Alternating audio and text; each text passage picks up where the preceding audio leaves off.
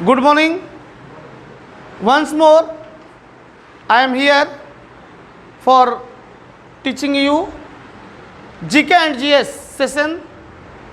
अब जो है GK GS सेशन शुरू होता है और कल का एक क्वेश्चन हमने बताया था आप लोग को, आखिरी क्वेश्चन क्या कि if we increase the temperature by 1 degree what will effect on sound और स्पीड ऑफ साउंड।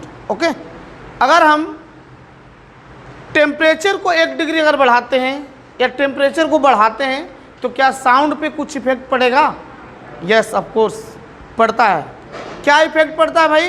तो ध्यान रखेंगे कि अगर हम by 1 degree centigrade 1 degree centigrade अगर टेम्परेचर बढ़ाते हैं तो साउंड का स्पीड बढ़ जाएगा। कितना? 0.61 मीटर पर सेकेंड। आखिरी क्वेश्चन कल हमने ये पढ़ाया था और एक थोड़ा सा बताया था आप लोग को झील के बारे में, लेक, और उस लेक के बारे में बताया था क्या चीज़ भाई कि भारत में सबसे बड़ी झील, बड़ी झील मतलब यहाँ लंबी झील है, लंबी झील तो कौन है? तो याद रखेंगे वेम्बनाड, वेम्बनाड झील है। और वेम्बनाड झील कहाँ पड़ती है भाई? तो याद रखेंगे केरला। और केरला का नाम लिए तो एक चीज़ और याद रखिएगा कि केरला में ही एक पेरियार झील है। पेरियार झील कहाँ है? केरला में है।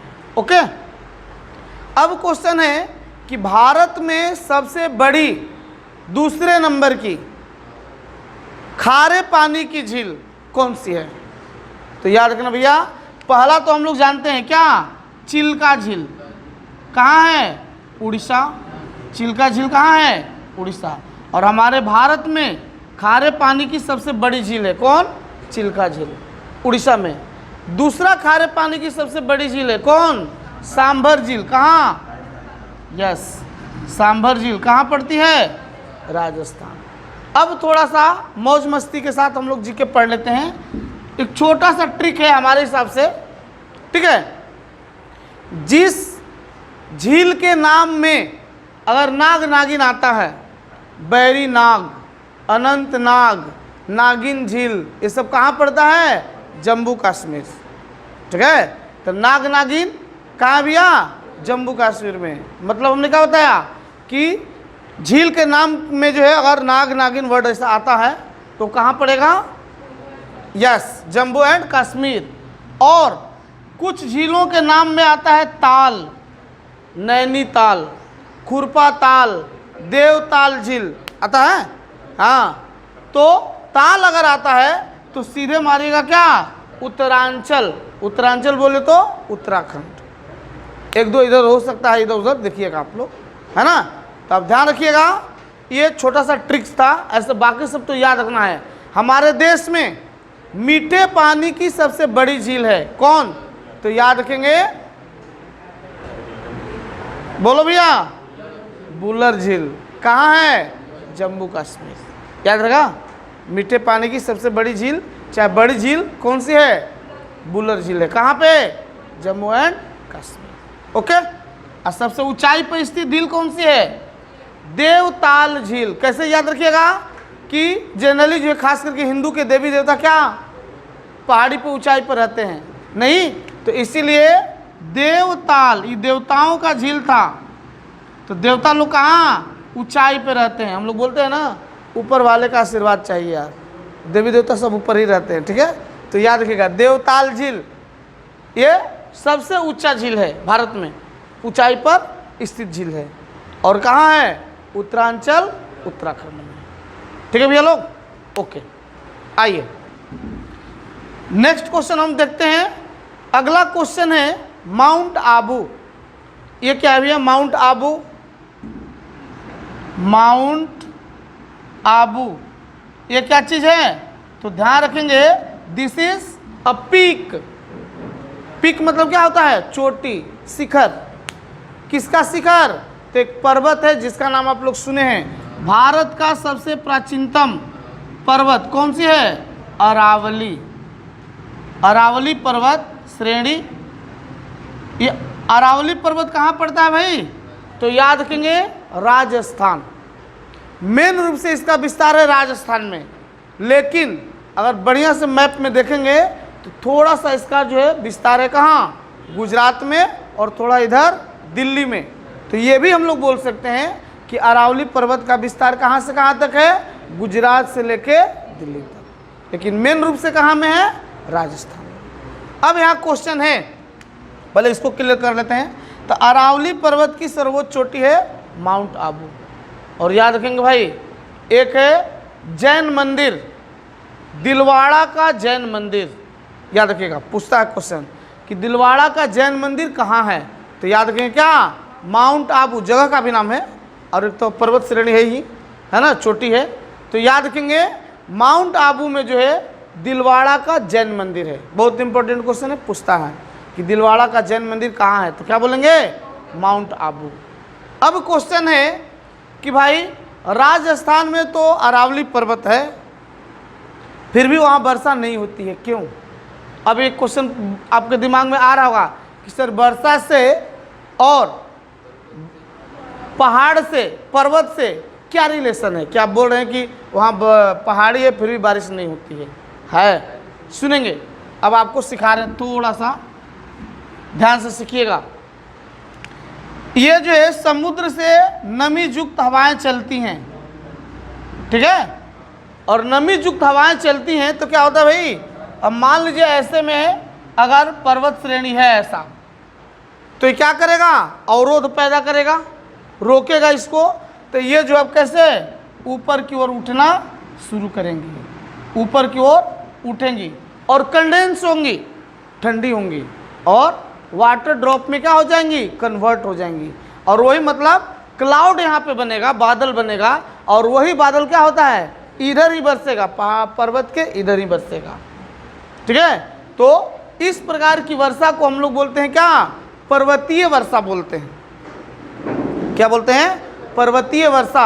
और इधर तो पर्वतीय वर्षा होगा, और जो पहाड़ी है, पर्वत है, उसके बैक साइड में छिटपुट बूंदा बूंदी होता है, उतना बारिश नहीं होगी, तो उसको बोला जाता है वृष्टि छाया। क्या बोलते हैं, वृष्टि छाया बोलते हैं। तो आइए, तो क्या रीज़न हो गया भाई कि यहाँ पहाड़ी तो है, अरावली पर्वत है, लेकिन फिर भी बारिश नहीं होती है, वो रोक नहीं पाती है किसको, समुद्र से आने वाली नमी युक्त हवाओं को। क्यों, तो याद रखेंगे ये पैरेलल में हो जाती है। मान लीजिए समुद्री हवा ऐसे आ रही है तो पहाड़ी भी ऐसे ही बढ़ी हुई है लंबी, तो साइड से हवा क्या करती है, निकल जाती है, अवरोध पैदा नहीं होता है, इसीलिए वहाँ बारिश नहीं होती है। दूसरा भी रीज़न है कि वो इतना ड्राई है, रेगिस्तान है, राजस्थान में क्या है, रेगिस्तान है, डेजर्ट है, थार मरुस्थल वहीं पे है, इतना ड्राई है कि क्लाउड जो है वहाँ पे जो जाके क्या होते हैं, उनका डेंसिटी क्या होता है, कम हो जाता है, वो हवा के साथ जल्दी से उड़ के निकल जाते हैं, ठीक है। तो इसीलिए वहाँ के लोग गाते रहते हैं क्या, बरसों रे मेघा मेघा बरसों रे मेघा। सुनेंगे नहीं गाना, लगान पिक्चर में, बहुत बढ़िया गाना है, तो ध्यान रखिएगा। अब पिक्चर भी बढ़िया है, हमने देखा है आमिर खान का लगान, ठीक है। तो देखेंगे पर्वतीय वर्षा इसको बोलते हैं। अब सुनिएगा, वर्षा की बात आ गई तो थोड़ा सा और बता देते हैं वर्षा के बारे में। एक होता है संवहनिक वर्षा, संवहनिक वर्षा। और संवहनिक वर्षा कहाँ होता है भाई, तो जनरली जो है तटवर्ती इलाकों में, समुद्री इलाकों में उधर होती है संवहनिक वर्षा। मैदानी इलाकों में भी हो सकती है, जहाँ पे लार्ज स्केल में जो है पानी का स्टोरेज वगैरह, मतलब लंबा चौड़ा एरिया है, उधर हो सकती है मे भी। संवहनिक वर्षा क्या होती है, सुनिएगा।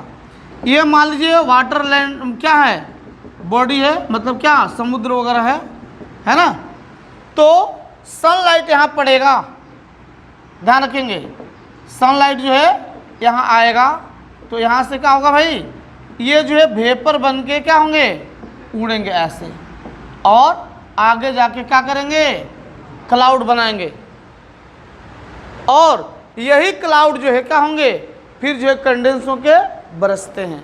तो इस तरह की वर्षा को हम लोग क्या बोलते हैं, संवहनिक वर्षा। अब मानसूनी वर्षा तो जानते ही हैं, मानसून पढ़ाए हुए हैं, फिर भी एक बार हमारा काम है, आ गया है तो रिपीट करना। मानसून क्या होता है भाई, तो याद रखेंगे मानसून एक अरबी भाषा का शब्द है। किसका है, अरबी भाषा का शब्द है मानसून। और उस मानसून का मतलब क्या होता है भाई? तो उस वर्ड का मीनिंग है मौसमी हवाओं का उत्क्रमण। मौसम के हिसाब से उस हवा में उथल पुथल पैदा होता है। कहाँ? समुद्र के अंदर दबाव बनता है, प्रेशर क्रिएट होता है, और वहाँ से जो है फिर समुद्री हवाएं क्या होती हैं? जमीन की ओर बढ़ती हैं, और बढ़ती हैं तो पहले हमारे देश में कहाँ पहुँचती हैं? केरला में। तो क्वेश्चन है कि भारत में सबसे पहले जो है मानसून दस्तक देता है किस राज्य में? तो याद रखेंगे केरल में, ठीक है। और उस मानसून का नाम क्या है? दक्षिण पश्चिम मानसून। दक्षिण पश्चिम मानसून क्यों? इसलिए कि देख लो भैया, ये अपना केरला है ऐसा, और ये दक्षिण है, और इधर क्या होता है? पश्चिम होता है आपका। तो दक्षिण पश्चिम मानसून होता है, ये दस्तक देता है कहाँ? केरला में। कब? जून के फर्स्ट वीक में, और शायद इस बार जो है 2-3 दिन पहले ही आ गया है, ऐसा सुनने को मिला है, ठीक है। तो याद रखेंगे मानसून सबसे पहले कहाँ आता है? केरल में आता है। कब आता है? जून के फर्स्ट वीक में। फिर वो धीरे धीरे आगे की ओर बढ़ता है, दक्षिण पश्चिम मानसून। बढ़ते बढ़ते फिर यूपी बिहार, उधर जाएगा, आगे बढ़ेगा जम्मू कश्मीर, और बढ़ते बढ़ते आगे जाते जाते एक पीरियड के बाद ये हवा है ना, इसका फिर स्पीड धीरे धीरे क्या हो जाती है? कम हो जाती है। फिर वापस वो लौटता है। किधर से लौटेगा? तो इधर से ऐसे चला, उधर से फिर लौटेगा ऐसे। तो ये क्या हो गया? उत्तर पूर्व। क्वेश्चन हो गया, लौटती हुई मानसून का डायरेक्शन क्या होता है? उसको कौन सी दिशा दे सकते हैं? तो क्या बोलेंगे? उत्तर पूर्व, लौटती हुई मानसून। और याद रखिएगा, लौटती हुई मानसून से सर्वाधिक वर्षा होती है, एक हमारा स्टेट है, कौन सा? तमिलनाडु। तमिलनाडु की तटवर्ती इलाके जो है ना, ऐसा तो वर्षा होते होते जाएगा वो, लेकिन जाड़े के दिनों में, जनवरी वगैरह में, दिसंबर में वर्षा होती है। कहाँ? तो याद रखेंगे तमिलनाडु में। तटवर्ती इलाका, समुद्री इलाका है, वहाँ पे किससे वर्षा होती है? लौटती हुई मानसून से। क्वेश्चन पूछता है कि जाड़े के दिनों में जो है तमिलनाडु के तटवर्ती इलाकों में वर्षा होती है, उसका कारण क्या है? तो याद रखिएगा, लौटती हुई मानसून, ठीक है। तो इसमें और भी चीज़ें पढ़नी है, पढ़ेंगे हम लोग। आ गया था वर्षा, इसलिए आपको डिस्कस कर दिए। और हमारी जो कृषि है, एग्रीकल्चर है, खेती है, ठीक है, वो टोटली डिपेंड है किस पे? मानसून पे। आइए आगे देखते हैं। नेक्स्ट क्वेश्चन है,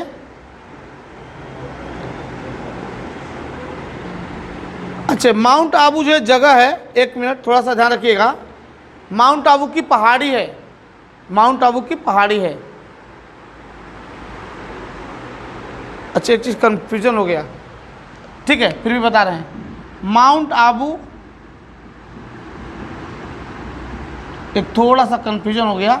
हाँ, देखेंगे माउंट आबू जो है, याद रखिएगा, एक पहाड़ी है और जगह भी है। बताया था आपको, दिलवाड़ा का जैन मंदिर यहीं पे है। और याद रखेंगे, इस पहाड़ी का हम शायद बोल दिए कि अरावली पर्वत का सर्वोच्च चोटी है, ऐसा बोलते हैं। नहीं, माउंट आबू पहाड़ी है, सॉरी इसके लिए। देखिएगा, इस पहाड़ी की सर्वोच्च चोटी है गुरु शिखर। गुरु शिखर याद रखिएगा। जैसे हिमालय है, हिमालय की सर्वोच्च चोटी कौन सी भैया? माउंट एवरेस्ट नहीं, तो उसी तरह से माउंट आबू जो है, इसकी सर्वोच्च चोटी है कौन सी? गुरु शिखर, ठीक है। और ये दिलवाड़ा का ये माउंट आबू किस राज्य में हो? शायद नहीं, हम कंफ्यूजन में हो गए हैं। ये जो है एमपी में है क्या? एक बार देखिए, माउंट आबू कहाँ है एक बार देखिए। हिल स्टेशन है, घूमने लायक है, यहाँ लोग जाते हैं घूमने के लिए। इसको थोड़ा क्लियर करिएगा। कभी कभी मुंबई के बदले जो है दिल्ली से पकड़ लेता अपना ये नेटवर्क। अब ध्यान रखिएगा, एक जो है सर्वोच्च चोटी है, अच्छा राजस्थान में ही है ना, चलिए तब सही पढ़ा है, सही पढ़ा है। फिर कभी कभी कन्फ्यूजन हो जाता है। अब आइएगा, एक है दोदा बेटा, दोदा बेटा। दोदा मतलब क्या? दो, क्या भैया? दो, और उधर से आगे दादा मिल गए, ऐसे याद रखिएगा। दोदा बेटा, दादा क्यों बोल रहे हैं सुनिएगा। एक पश्चिमी घाट, एक पूर्वी घाट, पढ़े हैं? वेस्टर्न कोस्टल एरिया और ईस्टर्न कोस्टल एरिया पढ़े हैं ना। तो पूर्वी घाट आ रहा है किधर से भैया? कलकत्ता साइड, उड़ीसा से आ रहा है कोरोमंडल ये तट जो है। और इधर से क्या होता है भैया? चेन्नई साइड से आता है पश्चिमी घाट। तो पूर्वी घाट याद रखिएगा, पूर्वी घाट और क्या भैया? इधर है पश्चिमी घाट, पश्चिमी घाट। ये दोनों जहाँ पे मिलते हैं उसी मिलन स्थान का नाम दिया गया है क्या चीज़? नीलगिरी। क्या नाम दिया गया है? नीलगिरी। नीलगिरी का पेड़ भी होता है ना, हाँ, नीलगिरी का पेड़ भी होता है। और नीलगिरी जगह है, नीलगिरी की पहाड़ी है। और इसका इलाका, कुछ इलाका पड़ता है कहाँ? महाराष्ट्र में भी है, टच है, ठीक है। तो ध्यान रखिएगा कि नीलगिरी, इसकी जो है सर्वोच्च चोटी है उसका नाम है क्या चीज़? तो दोदा बेटा। क्वेश्चन पूछता है कि नीलगिरी पहाड़ी की सर्वोच्च चोटी का नाम बताइए, तो क्या है? दोदा बेटा। और याद रखेंगे कि नीलगिरी तमिलनाडु का इलाका भी है, टच है। अब सुनेंगे, तो नीलगिरी की पहाड़ियों में एक जनजाति पाई जाती है, उसका नाम क्या है? टोडा जनजाति। क्या नाम है? टोडा। तो क्वेश्चन पूछेगा टोडा जनजाति कहाँ पाई जाती है? तमिलनाडु में, ऐसा बोल सकते हैं। और नीलगिरी की पहाड़ी तराई इलाकों में पाई जाती है टोडा जनजाति। ओके, चलिए, हमको कन्फ्यूजन था इसलिए इसको फिर से पकड़ लिए थे माउंट आबू को कि नहीं देखो कहीं गलती तो नहीं है। चलिए, अच्छी बात है, क्लियर करते चलिए। और ध्यान रखिएगा भाई, मिस्टेक्स किसी से भी हो सकती है, मैं भी हो सकता है कभी मिस्टेक, उसको इग्नोर करना है, जो क्वालिटी है उसको गेन कीजिए, ठीक है, ऐसा। चलिए अब आइए, नेक्स्ट है पेंगोंग झील कहाँ है? बढ़िया क्वेश्चन, सुनेंगे। पेंगोंग झील, पेंगोंग, पेंगोंग झील। और याद रखना भैया, अब हमारा एक स्टेट अलग बन गया है जिसका नाम क्या है? लद्दाख, बराबर है। पेंगोंग झील कहाँ है? लद्दाख में है। और याद रखना भैया, ये लद्दाख जो है इसकी राजधानी कहाँ बनाई गई है? लेह। अब पहले हम लोग बोलते थे लेह लद्दाख, घूमने के लिए वो लोग गए हैं, टूर पे गए हैं, है ना। तो ध्यान रखिएगा, पेंगोंग झील कहाँ है? लद्दाख में है। और लद्दाख की राजधानी कहाँ है? यस, लेह। अब आइए, एक क्वेश्चन है, महाद्वीपीय विस्थापन का सिद्धांत किसने दिया है? तो केवल इसको याद करके रखिए, अल्फ्रेड वेगनर, अल्फ्रेड वेगनर। और ये क्या है भैया? एक, इनको क्या बोल सकते हैं? ज्योग्राफी से रिलेटेड व्यक्ति हैं। इन्होंने दिया है क्या? महासागरीय विस्थापन। कैसे याद रखेंगे? आइए, महासागरीय विस्थापन का मतलब क्या होता है? अब यहाँ मतलब है कि महासागर में जो है वो क्या हो रहा है? विस्थापन, मतलब कि और जो है वो ब्रॉड हो रहे हैं, दूरियां बढ़ रही हैं उनकी, ठीक है। महासागर, कितने महासागर हैं याद है? महासागर, तो सुनो आप खुद बताओगे, प्रशांत महासागर, महासागर, और कौन भैया? हिंद महासागर। और कंफ्यूजन मत रहना, महासागर और महाद्वीप अलग अलग चीज़ है, एक ही है, एक महादेश है, ठीक है। तो महादेश है कितने? 5 नहीं है? कैसे? देखो, एशिया, यूरोप, उत्तरी अमेरिका, दक्षिणी अमेरिका, ऑस्ट्रेलिया, ऐसे करके कितने हैं? 7 हैं महादेश। अब महासागर कितने हैं? 5। सब कंफ्यूजन में है। आओ, तो ये हम महासागर को बता रहे हैं, प्रशांत महासागर, हिंद महासागर, फिर क्या है? अरब सागर भी है ना, अरब सागर, ठीक है। और कौन सा है? अटलांटिक, अटलांटिक, फिर क्या है? अंटार्कटिक, वही अंटार्कटिका, अंटार्कटिक, अंटार्कटिका, जो भी बोलिए, ठीक है। और कौन है भैया? अब बताओ, और है महासागर? आप तो बोल रहे हैं ना, और कौन महासागर है बताओ? हाँ, अब आओ यहाँ।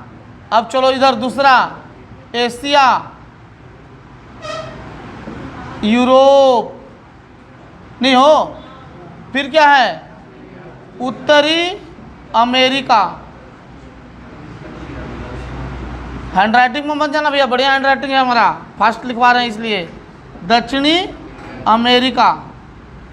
और कौन सा है? ऑस्ट्रेलिया। और बताओ भैया, अफ्रीका। जोड़ो कितना हो रहा है?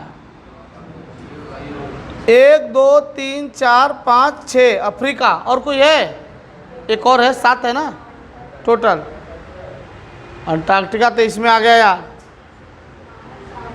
अफ्रीका तो 2 में नहीं है ना, उत्तरी अफ्रीका दक्षिणी अफ्रीका, ऐसा नहीं है ना। एक बार देखिए, एक बार देखो भैया, हमको भी पढ़ाया हुआ बहुत दिन हो गया इसको। आइए, तो सीधा सीधी यही ध्यान रखना है कि महासागर है कितने? 5, और महादेश है कितने? 7। ठीक है, और ध्यान रखिएगा। तो हम पढ़ा क्या रहे थे आपको कि महासागरीय विस्थापन का सिद्धांत किसने दिया था? ठीक है, तो जैसे स्वप्न सिद्धांत आप लोगों को बताए थे, स्वप्न सिद्धांत किसने दिया था? किसी को याद है? Yes, Sigmund Freud. हाँ, अच्छा, अंटार्कटिका महादेश में भी है।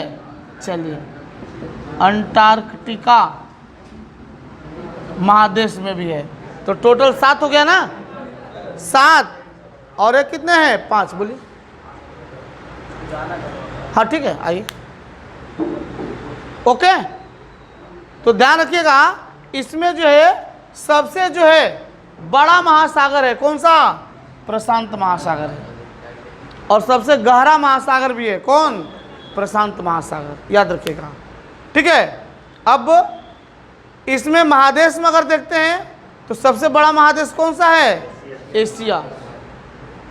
एशिया है किसके मामले में? जनसंख्या के मामले में, सभी चीज़ के मामले में नहीं। क्षेत्रफल के मामले में कौन है? यूरोप है ना। और इसी यूरोप में सबसे बड़ा क्षेत्रफल के हिसाब से सबसे बड़ा देश कौन है? रूस। रूस।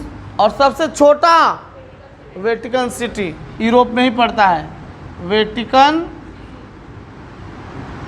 सिटी। याद रहेगा क्या? तो ये सब चीज़ें भी आप लोग को जाननी है। तो महासागरीय विस्थापन का सिद्धांत दिया था किसने? तो उस व्यक्ति का नाम था क्या चीज़ भाई? तो याद रखेंगे, अल्फ्रेड वेगनर। इसके बारे में और भी ज़्यादा याद नहीं है, बाद में देखेंगे। अब चलिए, नक्शा। नक्शा बोले तो क्या? मैप। मैप का नाम सुने हैं, और कल शायद एक वर्ड यूज़ किए थे, एटलस, और उसको हम डिटेल में नहीं बता पाए थे, टाइम हो रहा था। आइए देखिएगा, सुनेंगे। मैप, नक्शा भी उसको बोलते हैं, नक्शा या मैप या मानचित्र भी बोलते हैं। और कल हमने शायद चर्चा किया था या परसों कि मानचित्र के अध्ययन को क्या कहा जाता है? कार्टोग्राफी। सुमित भैया को नहीं याद है, हमको याद रखना पड़ता है, इसलिए कि पढ़ाना है। आप लोग एग्ज़ाम देना था, आप लोग याद नहीं रखेंगे, अच्छी बात है, ठीक है। हाँ, ऐसा नहीं होता है, ऑप्शन तक कन्फ्यूजन हो जाता है। कार्टोग्राफी, कार्टोलॉजी, कार्टियोग्राम, लो लो, सब कार्टो से ही हो गया, बहुत बना के मारेंगे। तो याद रखेंगे, कार्टोग्राफी किससे संबंधित है भाई? तो याद रखेंगे, मानचित्रों के अध्ययन। अब सुनना भैया, मानचित्र भी एक ही तरह का नहीं होता, खाली देख रहे हैं दुनिया का मानचित्र और इंडिया का मानचित्र, वैसा नहीं। नदी के बारे में रहेगा, नदियों का जाल का रहेगा, वो अलग मैप हो गया। रेलवे ट्रैक नेटवर्क जो है उसके बारे में रहेगा, रेल का मैप हो गया, ठीक है। पहाड़ी को लेकर रहेगा, खनिज तत्वों को लेकर रहेगा, जगह को, जनसंख्या, पॉपुलेशन को लेकर भी रहता है। मतलब अलग अलग तरह का मैप होता है, और उनके कम्बिनेशन को बोला जाता है एटलस। एटलस अगर आप खरीदिएगा ना, तो उसमें मान लीजिए भारत का एटलस खरीद रहे हैं, तो उसमें क्या रहेगा? भारत का हर दृष्टि का जो है मैप उसमें जो है पेज पलटिएगा, मिलते जाएगा। राज्यों के बारे में रहेगा कि हाँ भाई बिहार यहाँ है, महाराष्ट्र यहाँ है, ठीक है, लेह लद्दाख जो बताया अभी वो यहाँ पे है, उसमें दिखेगा, ठीक है। तो अब क्वेश्चन है कि एटलस का मैपिंग का जो है, मानचित्र का जो है मुख्यालय कहाँ है? कलकत्ता। याद रखेंगे, एटलस मैपिंग इसका मुख्यालय कहाँ है? कोलकाता में है। ये चीज़ ध्यान रखिएगा, मैं नहीं बताना था हमको। हो गया? चलिए, तो यहाँ क्वेश्चन है, अब सुनिएगा, बहुत सारे क्वेश्चन आपको पढ़ाए हैं कि मानचित्र पर वैसे दो स्थान जहां पर क्या है, समान वर्षा जो है क्या रिकॉर्ड किया जाता है, और तो उन दोनों जगहों को मिलाने वाली रेखा को क्या कहा जाता है? ठीक है, क्या बोलते हैं? नहीं, कंटूर्स क्या होता है? समोच्च रेखाएं होती हैं। वो इस सम वर्षा वाला है आइसो बार, ठीक है। और आइसोहेलाइन क्या होता है? तो आइसोहेलाइन जो होता है वो मैप पर वैसे दो जगह जहाँ के बीच समुद्री लवणता सॉल्ट की मात्रा सेम है, तो वैसे दो स्थानों को मिलाने वाली रेखा को क्या कहा जाता है? आइसोहेलाइन। और आइसोहाइट देख लो एक बार, सब क्लियर कर लो। आइसोहाइट ये क्या होता है? एक होता है आइसो बार होता है, और सुनो भैया, एक आइसो बार तो आइसोटोप और आइसोबार्स होते हैं, केमिस्ट्री में पढ़ाए हुए हैं, ठीक है। आइसोटोप और आइसोबार्स वो भी पढ़ा देते हैं इसके बाद में। तो सुनिएगा कि समोच्च रेखाएं, ठीक है, समोच्च रेखाएं मतलब वह मानचित्र पर वैसे दो स्थान जिनकी समुद्र तल से ऊंचाई सेम है। मान लीजिए, सपोज मान के चलते हैं कि समुद्र तल से अगर इसको देखना होगा तो आप स्टेशन पे जाइएगा, भद्रावती स्टेशन पे एक बोर्ड लिखा रहता है, उस पर लिखा रहेगा भांडक स्टेशन, और नीचे में छोटा सा लिखा रहेगा समुद्र तल से ऊंचाई इतना मीटर, ऐसा लिखा रहता है। केयर करना आप लोग, ठीक है। तो वैसे दो स्थान मैप पर, मैप की बात हो रही है, जो जिनका जो है समुद्र तल से ऊंचाई समान है। मान लीजिए यहाँ पे लेते हैं नागपुर एनजीपी, ठीक है, और यहाँ पे लेते हैं क्या चीज़, मान लीजिए चंद्रपुर लेते हैं, जानिए CPHS चंद्रपुर जो भी है, ठीक है। अगर समुद्र तल से इसकी ऊंचाई सी लेवल ये मान लीजिए 1000 मीटर है, मोटा मोटी, ये भी 1000 मीटर है, ठीक है, 1000 मीटर है। तो मैप पर जो है, भारत के मैप पर नागपुर और चंद्रपुर को मिलाने वाली जो रेखा होगी उसको बोला जाता है क्या? कंटूर्स या समोच्च रेखाएं।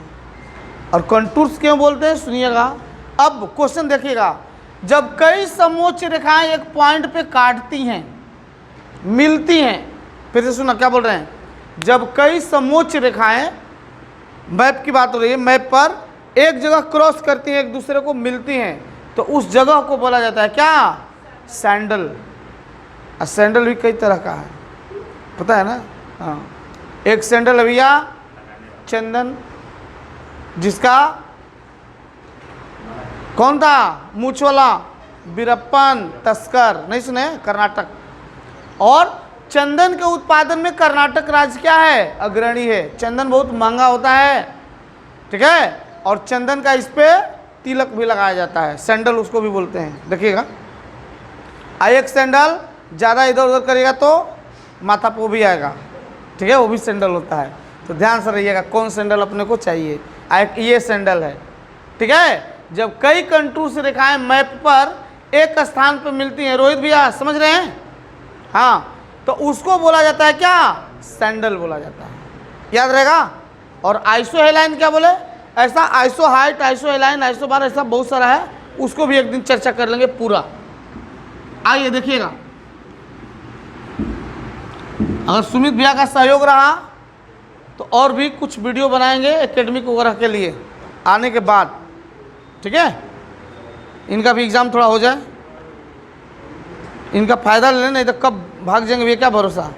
अब लेकिन यहाँ पे मेन क्वेश्चन था कि मैप पर, नक्शे पर ढाल, ढाल मतलब क्या होता है? ढलान, ठीक है, स्लैब बोल सकते हैं ना क्या, ठीक है, हाँ, तो उनको जो है मिलाने वाली जो रेखा होती है उनको क्या बोलते हैं? देखिएगा यहाँ पे ढाल वाली क्वेश्चन पढ़ रहे हैं कि नक्शे और ढाल को दिखाने के लिए खींची गई असंबद्ध रेखाओं को क्या कहा जाता है? हेच्योर कहा जाता है। क्या? हेच्योर रेखाएं। ये नया रेखा है, थोड़ा सा याद रखिएगा, हेच्योर रेखाएं। ठीक है। नेक्स्ट, हिंद महासागर की सबसे गहरी खाई कौन सी है? तो ध्यान रखना भैया, इजी सुनिएगा।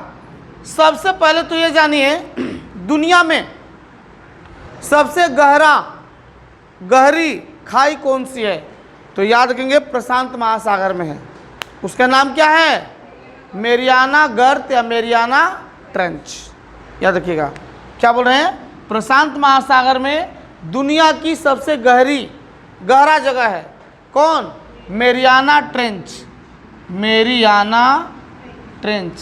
और याद ध्यान रखना भैया, एक मेरियाना बीच भी है, मेरियाना ब्रिज। कहाँ पे है? चेन्नई। हो सकता है हम जाएंगे घूमने तो यहाँ जा सकते हैं, देखेंगे कैसा है मेरियाना बीच। हाँ, गंदा है तब नहीं जाएंगे। हाँ तो ठीक है, ध्यान रखिएगा। तो मेरियाना ट्रेंच है ये, वो मेरियाना बीच है। कहाँ है? चेन्नई। आई क्या है? Mariana trench. और ध्यान रखना भैया, ये मेरियाना ट्रेंच क्या है? तो प्रशांत महासागर में गहरा जो है सबसे गहरा गर्त है। और इसकी गहराई कितनी है? तो याद रखेंगे 11,776 मीटर। मोटा मोटी बोल सकते हैं पौने 12 किलोमीटर या 12 किलोमीटर ही पकड़ लो। ठीक है, मोटा मोटी 12 किलोमीटर नीचे। अब समझ लो कितना गहरा है वो। ठीक है, तो ये किसका है? प्रशांत महासागर, पैसिफिक ओशियन। और पढ़ाए हुए हैं प्रशांत महासागर की पेटी में ही सबसे अधिक भूकंप आता है। क्वेश्चन पूछता है ना कि भूकंप की पेटी कहा जाता है किसको? प्रशांत महासागर को। प्रशांत महासागर। और एक क्वेश्चन और माइंड में आ रहा है। देखो भैया, जो क्वेश्चन आता है माइंड में सोचते हैं कि आपको बता दें, ताकि आप एक तरह का रिवीजन है, याद रहेगा हमेशा। तो प्रशांत महासागर का चौराहा कहा जाता है किसको? प्रशांत महासागर का चौराहा किसको कहा जाता है? देखो अभी हमको भी दिमाग में आया था, भूल गए। नहीं, हवाई द्वीप शायद। प्रशांत महासागर का चौराहा एक बार देखिए। तो प्रशांत महासागर की सबसे गहरी जो है खाई है मेरियाना ट्रेंच, जिसकी गहराई है इतना। अब क्वेश्चन है हिंद महासागर। हिंद महासागर, इसका जो है सबसे गहरा गर्त कौन सा है? तो याद रखेंगे जावा की खाई। इसका नाम क्या है? जावा द्वीप। नाम सुने हैं? हिंद महासागर में है जावा द्वीप। इंडोनेशिया कहाँ है? हिंद महासागर में है। तो जावा की खाई, जावा की खाई ये कहाँ है भैया? हिंद महासागर में है। जो सबसे गहरा है हिंद महासागर का हवाई द्वीप ही है ना। चलिए, याद रहता है, कभी कभी कंफ्यूजन होता है।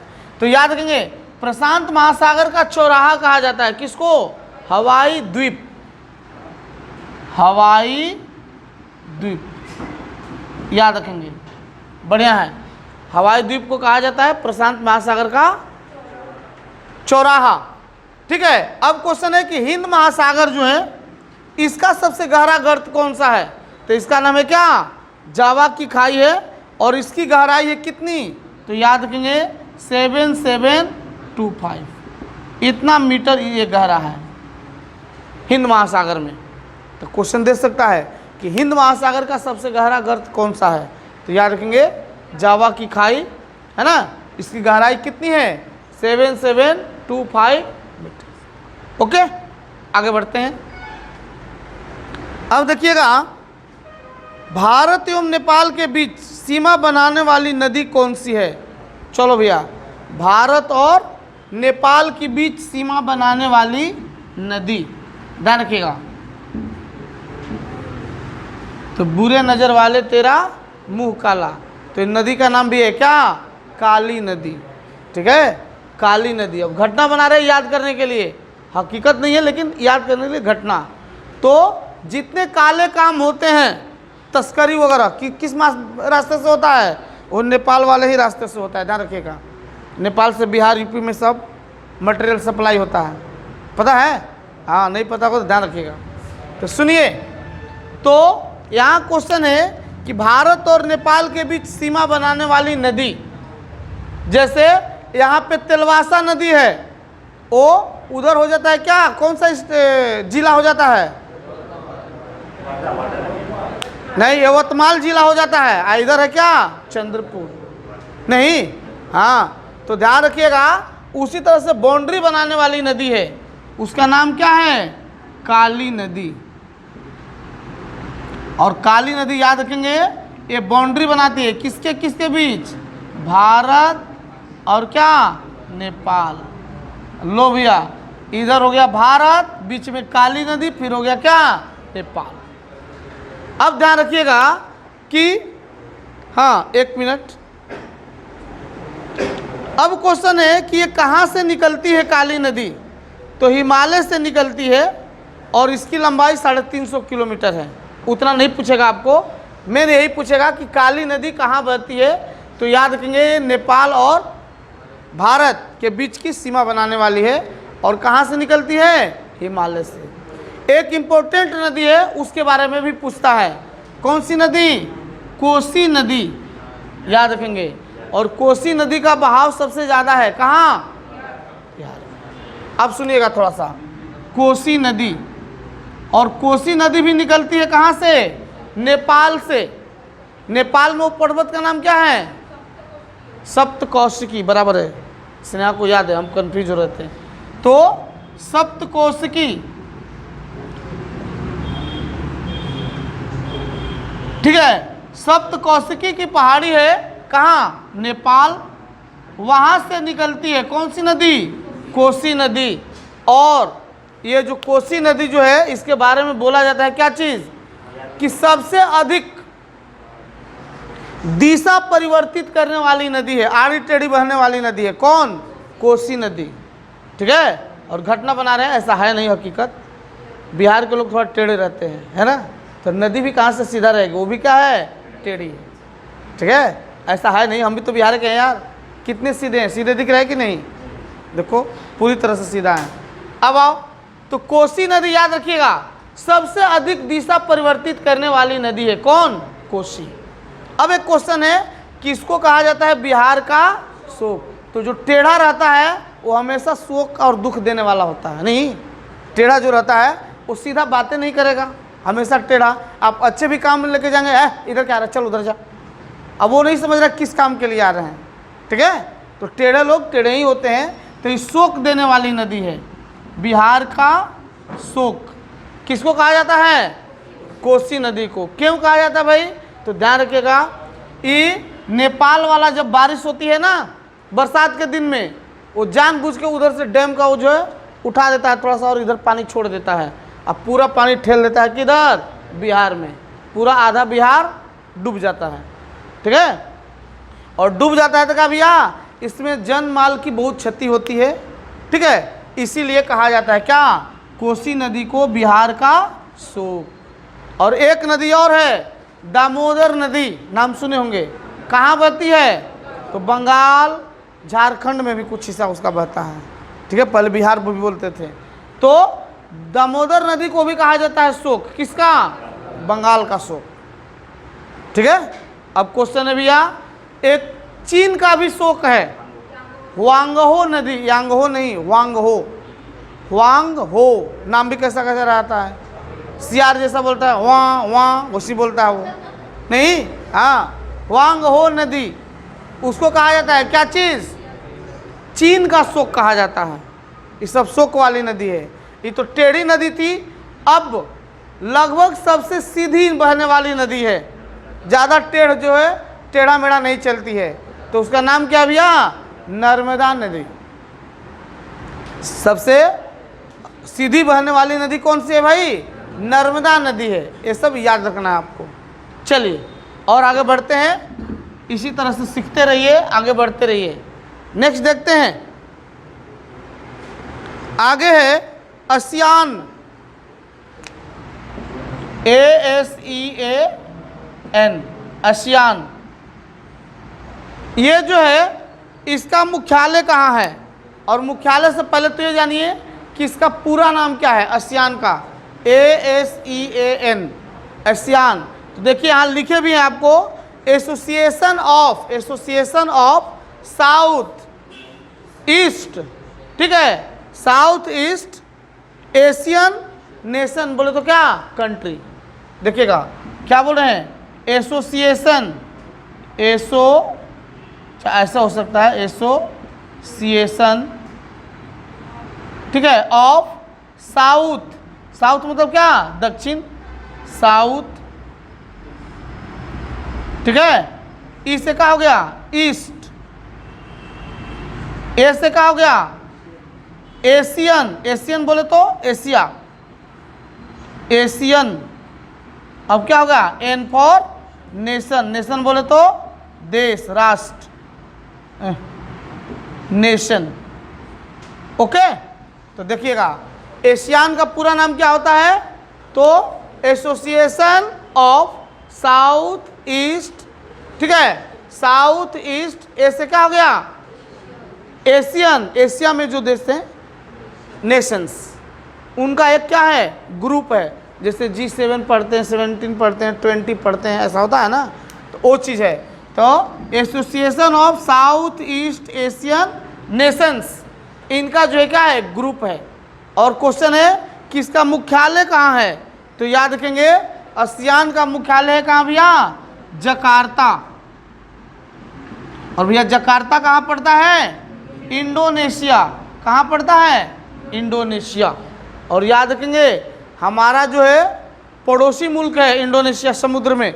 और याद रखेंगे इंडोनेशिया के बारे में आप लोगों को बताया है कि इंडोनेशिया की राजधानी है कहाँ, जकार्ता, और दुनिया में सबसे बड़ा मुस्लिम आबादी वाला कंट्री है, सबसे अधिक मुस्लिम कहाँ है, इंडोनेशिया में, ठीक है। तो याद रखिएगा कि आसियान का मुख्यालय कहाँ है, इंडोनेशिया की राजधानी कहाँ, जकार्ता में है। और याद रखिएगा इसकी स्थापना की गई थी कब, 1967 में। इसकी स्थापना कब की गई थी, 1967। और समय देख लीजिए कब है, 8 अगस्त। अच्छे, वो तो 67 तो याद रहेगा ही, याद रखिएगा आसियान की स्थापना हुई थी 1967 में। ये 8 अगस्त भी याद रहेगा। और 8 अगस्त याद है कौन सा है, यस, गांधी जी ने भारत छोड़ो आंदोलन शुरू किया था कब, 8 अगस्त को 1942। बोलिए कोई दिक्कत, चलो भैया। तो ये है इंडोनेशिया। अब आते हैं एक दो और क्वेश्चन देख लेते हैं। मोहनजोदड़ो की सबसे बड़ी इमारत, तो ध्यान रखना भैया, सबसे बड़ी इमारत, सुनना भैया, तो मोहनजोदड़ो नाम आ गया, तो सुनना भैया इसका हिस्ट्री देख लो थोड़ा। मोहनजोदड़ो एक पिक्चर भी आया था ना शायद ऐसा, अजय देवगन का, हाँ अच्छा ऋतिक रोशन का, लेकिन फ्लॉप रहा ना। हाँ मोहनजोदड़ो, ठीक है, वही मोहनजोदाड़ो कहो चाहे मोहनजोदड़ो, तो ध्यान रखिएगा। हाँ मोहन, अच्छे द छूट गया है, हाँ मोहनजोदड़ो, ठीक है। अब याद रखिएगा इस वर्ड का मीनिंग भी है, क्वेश्चन पूछता है कि मोहनजोदड़ो का अर्थ क्या होता है, मीनिंग क्या होता है, तो याद रखिएगा मोहनजोदड़ो का अर्थ होता है मृतकों का टीला। याद रखिएगा मृतकों का टीला। अब याद रखिएगा, घटना बना रहे याद रखने के लिए, तो मोहनजोदड़ो में ही ग्रेट बाथ था, क्या, ग्रेट बाथ माने बहुत बड़ा क्या था, तालाब था, बहुत बड़ा तालाब। कहाँ पे, मोहनजोदड़ो। तो घटना बना रहे, ध्यान रखिएगा मृतकों का टीला इसको बोला जाता है। तो हम लोग जनरली क्या करते हैं भाई, कोई मर जाता है और डेड बॉडी को दफना के या जला के जैसे हम लोग आते हैं तो नहाते हैं, तो वैसे ही बनाया होगा, घटना बना रहे हैं।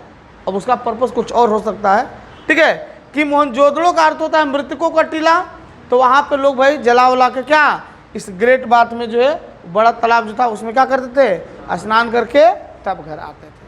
तो क्वेश्चन पूछता है कि ग्रेट बाथ कहाँ पे था, तो कहाँ पे था, तो याद रखेंगे मोहनजोदड़ो। और इसका एक जुड़वा भाई है, कौन, हड़प्पा।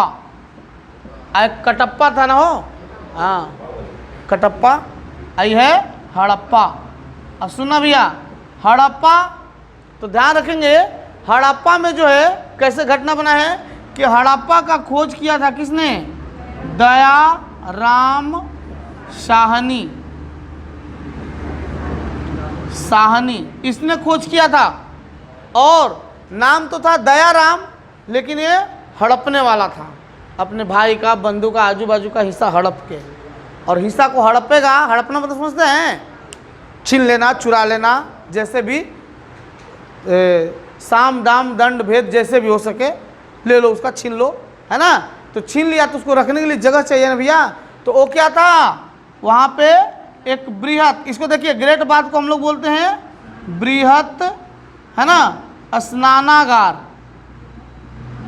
मान लीजिए ग्रेट बाथ न देके आपको क्या देगा, बृहत स्नानागार कहाँ पे था, तो यहीं पे था, कहाँ, मोहनजोदड़ो। आई क्या है, बृहत अन्नागार, अन्नागार, ठीक है। अन्नागार मतलब अनाज रखने के लिए, तो ये तो छीन झपट के रखने वाला था ना, तो कहीं रखने के लिए तो जगह बनाएगा, तो यही बनाया था अन्नागार, बड़ा सा एकदम हॉल। तो कहाँ पे, हड़प्पा। क्वेश्चन पूछता है कि विशाल अन्नागार कहाँ पाया गया था, कहाँ पे था, तो याद रखिएगा कहाँ पे था भाई, हड़प्पा में। और विशाल स्नानागार कहाँ पे था, मोहनजोदड़ो में था। अब हड़प्पा का खोज किया था किसने, दयाराम साहनी, और मोहनजोदड़ो का खोज किसने किया था, राखल दास बनर्जी, ठीक है। इसमें मोहनजोदड़ो का खोज किसने किया था, राखल दास बनर्जी। याद रहेगा क्या, हाँ भैया सब याद रखिएगा। ये शायद दयाराम साहनी ने 1921 है, 21 या 22 है, देख लीजिएगा, ठीक है। 21-22 में इसने दयाराम साहनी ने किया था खोज, किसका, हड़प्पा का, ठीक है। चलिए अब आगे बढ़ते हैं। तो वही देता है कि हड़प्पा सभ्यता का सबसे बड़ा इमारत कौन सा था, तो यही था अन्नागार। याद रहेगा, यस। अच्छा एक चीज दिमाग में आ रहा है, गोल घर, कोई सुना है क्या, गोल घर कहाँ है, नहीं जानते हो तो जान लो, बिहार भी अपना कम नहीं है, वो आलतू फालतू चीज बनाने के लिए है वो ना। चलो, अंग्रेज लोग जो है अपने लिए जो है अनाज स्टोर करने के लिए, जैसे हम लोग गोडाउन बनाते हैं, आजकल जो है कोल्ड स्टोर बनाए जाते हैं ना, आजकल सालों भर सब चीज़ मिलता है, देखते हैं ना, मोटा मोटी गोभी जो है, हरा मटर जो है, बाकी सभी चीज़ें जो है सालों भर आपको मिलेंगे, लेकिन सालों भर खेती होती है क्या, नहीं। तो उनको जो है कोल्ड स्टोर में रखा जाता है, स्टोर करके वहाँ से फिर वो निकलते हैं, मार्केट में सप्लाई होते हैं। तो अंग्रेज लोग अपने लिए बनवाया था क्या चीज़, उसमें अनाज वगैरह जो है, खाद्यान्न वगैरह जो है इकट्ठा करने के लिए गोल घर, नाम है उसका गोल घर। अब बराबर वो गोल ऐसे बनाया हुआ है, कहाँ है, पटना में। पटना में अगर नाम सुने होंगे गांधी मैदान, पटना का गांधी मैदान बहुत इंपॉर्टेंट है। पटना का लगभग जो है रैली होता है तो कहाँ होता है, गांधी मैदान। एक साथ 10-20 रैली हो सकता है उसमें, इतना बड़ा है वो, ठीक है।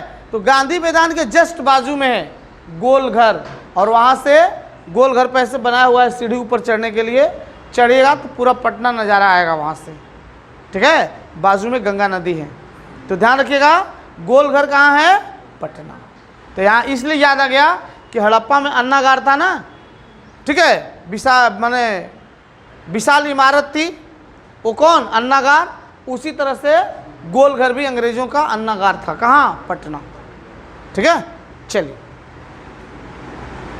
अब क्वेश्चन है कि धार्मिक अनुष्ठानों से संबंध रखने वाले वेद का नाम क्या है।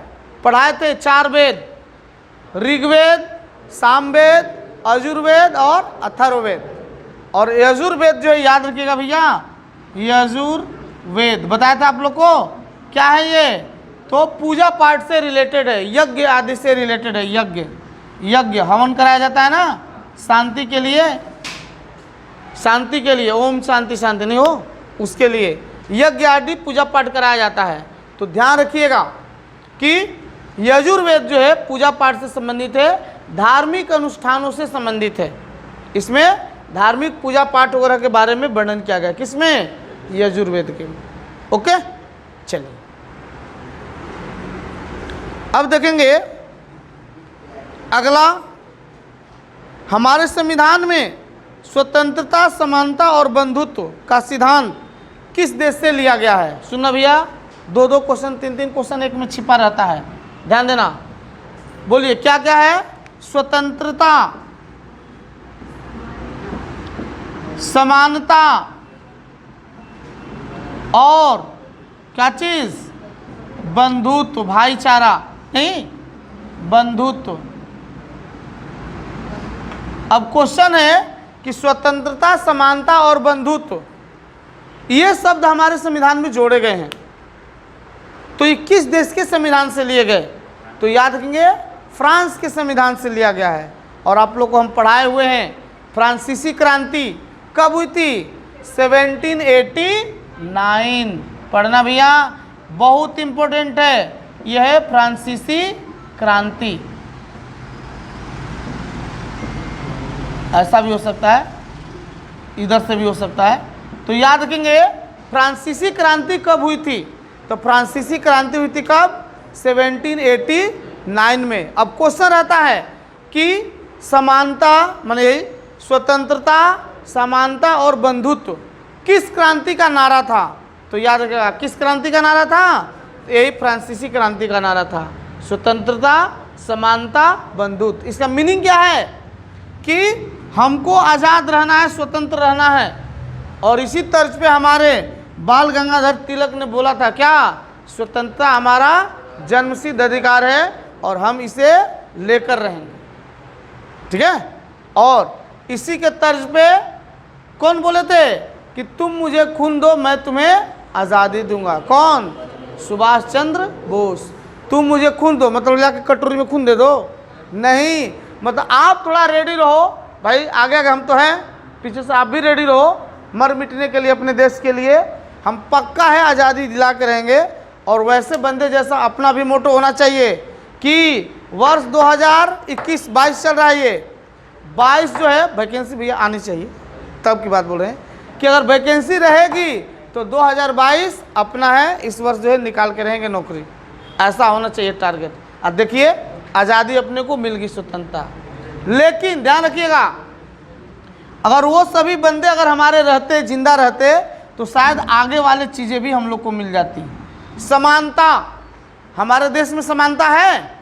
नहीं है। समानता है एक न्याय की दृष्टि में, न्यायालय की दृष्टि में न लिंग, जाति, ऊंच नीच, पद, इसके आधार पे कोई भेदभाव नहीं है, उसको समानता बोल सकते हैं। लेकिन हम आर्थिक तौर पे हम बोल रहे हैं, क्या आर्थिक तौर पे हमारे देश में समानता है? नहीं। कैसे भैया? तो देखो किसी का जो है कुत्ता एसी वाले कार में चलता है और खिड़की से ऐसे ऐसे मुंडी हिलाता है, देखते चलता है। और किसी का बच्चा जो है वो दूध के लिए क्या है? मर रहा है, उसको दूध नहीं मिलता है, 2 वक्त का खाना नहीं मिलता है। तो इसी को बोलेंगे क्या? आर्थिक असमानता। कोई करोड़पति है और कोई को रहने के लिए घर नहीं है, रोडपति है, रोड पर सोता है, नहीं, ऐसा भी है। तो इसको बोलते हैं आर्थिक असमानता। लेकिन नारा में क्या है? समानता। और बंधुत्व, भाईचारे की भावना होनी चाहिए सभी में। अब देश की आज़ादी जब मिली थी तो क्या खाली उसमें सब हिंदुए था? क्या सब मुस्लिमें था? नहीं भैया, सबने अपना जो है जी जान जो है एकदम झोंक दिया था, लगा दिया था। नहीं भैया, हमारा देश आज़ाद रहना चाहिए। लेकिन कुछ गधे लोग रहते हैं, उनको अपना रोटी सेकने के लिए बंटवारा कर देते हैं। आगे चल के वही हुआ, वो अपना रोटी सेकने के लिए क्या हिंदुस्तान पाकिस्तान सब जो है अलग कर दिए, ठीक है। लेकिन सब ने कुर्बानी दी थी, ध्यान रखिएगा, ठीक है। तो स्वतंत्रता, समानता, बंधुत्व किस क्रांति का नारा है? तो याद रखेंगे फ्रांसीसी क्रांति कब हुई थी? 1780। और सारी क्रांतियाँ हैं, चीन में भी क्रांति हुई है, ठीक है, उससे भी पढ़ाएंगे। चलिए, तो आज सेवा यहीं पर रख देते हैं, समाप्त करते हैं, इसलिए कि मैथमेटिक्स भी पढ़नी है थोड़ा सा। आगे बढ़ते हैं। Thank you.